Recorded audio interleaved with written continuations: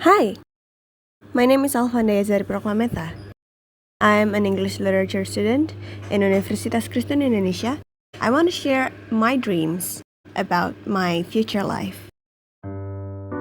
Everybody in this world has a desire to become something, and I believe everyone exists for a purpose. Personally, I'm still figuring out my own purpose as I live my life.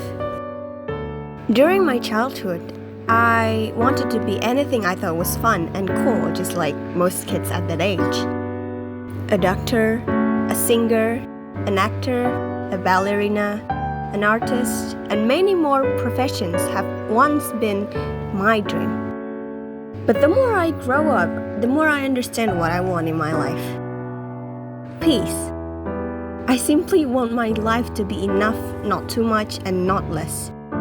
I dream to spend the rest of my life as an artist, or specifically a writer, write poems and books, represent people's feelings and their unheard emotions.